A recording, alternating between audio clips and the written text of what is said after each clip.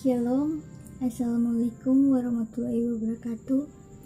Om Swastiastu, Namo Buddhaya, salam kebajikan. Perkenalkan, nama saya Olivia Angelina Mandey dari kelas 10 MIPA 1 SMA Negeri 7 Manado.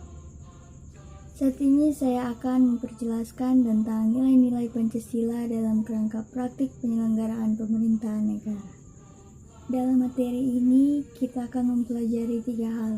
Yang pertama, tentang sistem pembagian kekuasaan negara Republik Indonesia. Yang kedua, tentang kedudukan dan fungsi Kementerian Negara Republik Indonesia dan lembaga pemerintahan non-departemen. Dan yang ketiga, tentang nilai-nilai Pancasila dalam penyelenggaraan pemerintahan. A. Sistem pembagian kekuasaan negara Republik Indonesia. Langsung saja di bagian pertama, macam-macam kekuasaan negara. Kekuasaan adalah kemampuan seseorang untuk mempengaruhi orang lain supaya melakukan tindakan-tindakan yang dikehendaki atau diperintahkannya. Macam-macam kekuasaan negara menurut John Locke. Kekuasaan negara dapat dibagi menjadi 3 kekuasaan, yaitu pertama, kekuasaan legislatif, yaitu kekuasaan untuk membuat atau membentuk undang-undang. 2. Kekuasaan eksekutif, yaitu kekuasaan untuk melaksanakan undang-undang, termasuk kekuasaan untuk mengadili setiap pelanggaran terhadap undang-undang. Dan ketiga, kekuasaan federatif, yaitu kekuasaan untuk melaksanakan hubungan luar negeri. Sedangkan menurut Montesquieu atau yang disebut res politica, kekuasaan negara dibagi menjadi 3, yaitu 1. Kekuasaan legislatif, yaitu kekuasaan untuk membuat atau membentuk undang-undang. 2. Kekuasaan eksekutif, yaitu kekuasaan untuk melaksanakan undang-undang. Dan yang ketiga, kekuasaan yudikatif, yaitu kekuasaan untuk mempertahankan undang-undang, termasuk kekuasaan untuk mengadili setiap pelanggaran terhadap undang-undang. Kedua, mengenai konsep pembagian kekuasaan di Indonesia. Pembagian kekuasaan di Indonesia dibagi menjadi 2, yaitu kekuasaan secara horizontal dan secara vertikal. Pembagian kekuasaan secara horizontal yaitu pembagian kekuasaan yang dilakukan menurut fungsi lembaga-lembaga tertentu.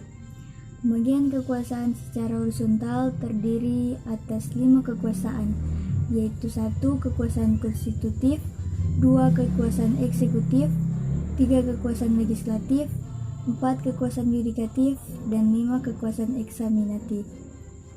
Sedangkan pembagian secara vertikal yaitu pembagian kekuasaan yang dilakukan berdasarkan tingkatan pemerintahan.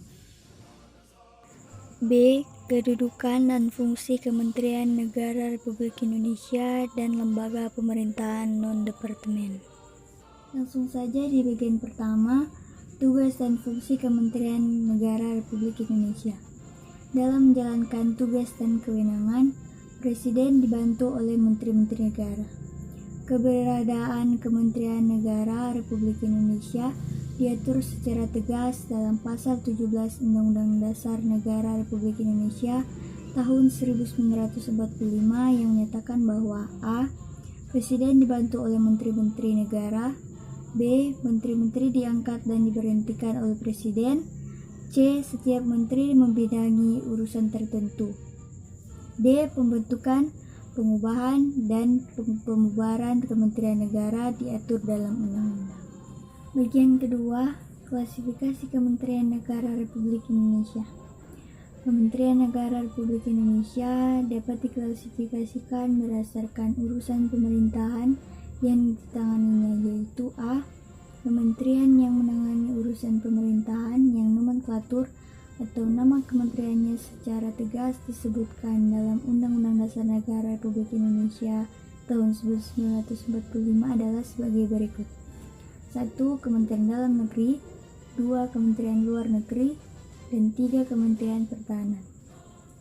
B. Kementerian yang mempunyai tugas menyelenggarakan urusan tertentu dalam pemerintahan untuk membantu Presiden dalam menyelenggarakan pemerintahan negara dengan upaya pencapaian tujuan kementerian sebagai bagian dari tujuan pembangunan nasional.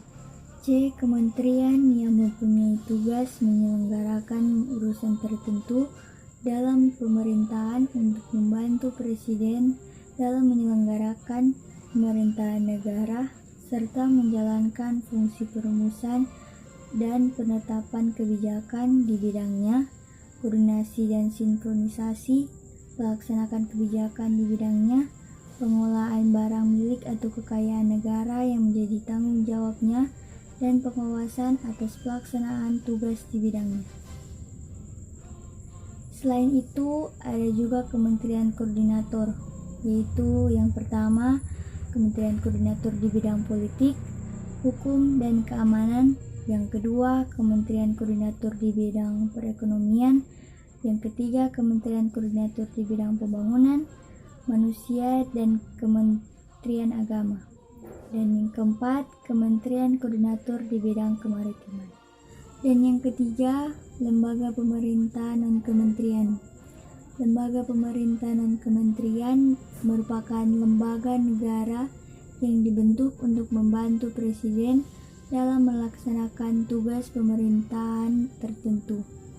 Contoh dari lembaga pemerintahan non-kementerian, yang pertama, Arsip Nasional Republik Indonesia, kedua, Badan Informasi Geospasial, ketiga, Badan Intelijen Negara, dan yang keempat, Badan Kepegawaian Negara.